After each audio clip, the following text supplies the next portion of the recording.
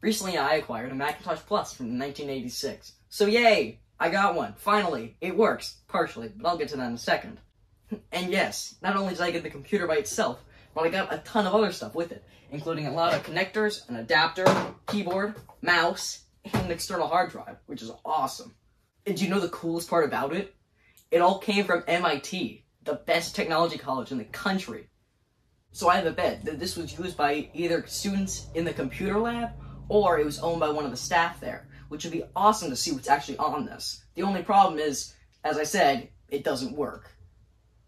The problem I'm having with it is the chime happens, and you can hear everything, and the flyback turns on, but you don't see anything on the screen. I think it might be a cold solder joint around the video pins, but we'll have to go in and check for ourselves. Other than that, the hard drive seems to be working.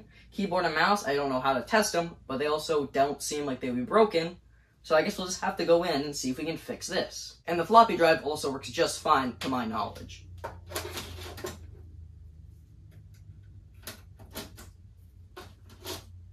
So let me clean off my desk and we can hopefully get into it, try to fix this thing, and see if we can do it ourselves. So I have everything laid out. I guess let's just get into it and fix it now.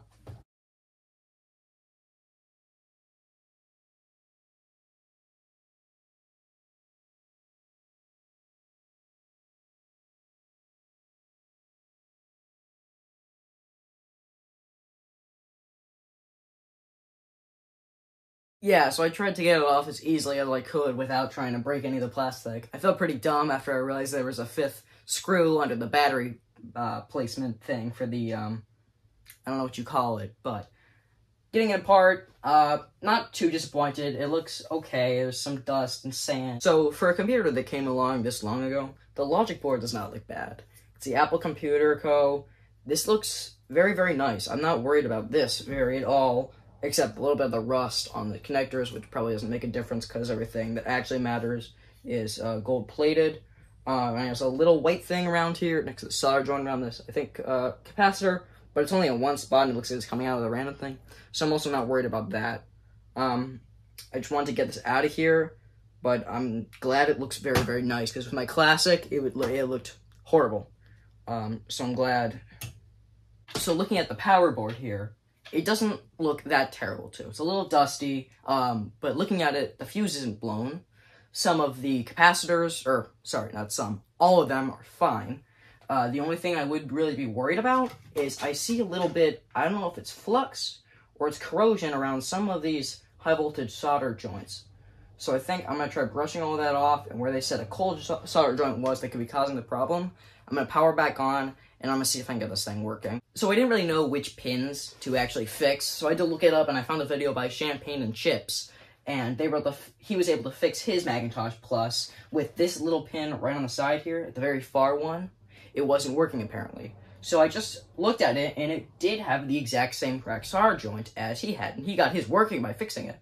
So I soldered that, and I did some other things that looked a little suspicious, like the other one on the other side.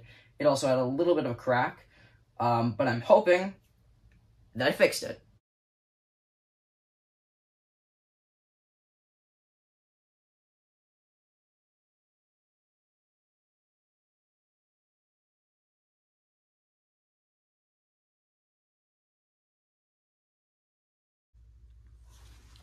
So, just soldered it, put it back together. Now, we're going to see if it works. I'm going to plug it in. I have it sitting on the base of the Macintosh right now. So, plug it in. Oop, plug it in, and hope.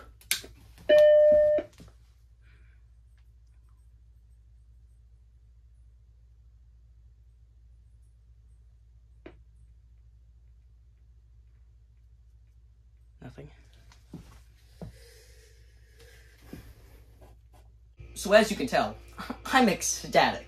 My first ever in-depth repair, and I actually get it working, and especially on something I've wanted as badly as this. I'm gonna have to cut out that little end reaction, because I know my friends are gonna use that embarrassing reaction against me, so you're not getting that today, no one. Anyway, I'm very glad I can get this fixed, and I'm so excited to test everything up on it, and see what I can get working. Again, I don't have the boot drives, and somebody took the disk, the hard drive out of here, sorry, not disk, I believe it was probably because they just want all the data on them stored on the external hard drives and not inside, so they could swap them out in these more like just like a terminal or something for the computer lab that they might have used. But I'm very, very glad I could get this thing working, and I'm excited to see what I can get working with it. So, tune into the next video when I actually try to get this thing usable.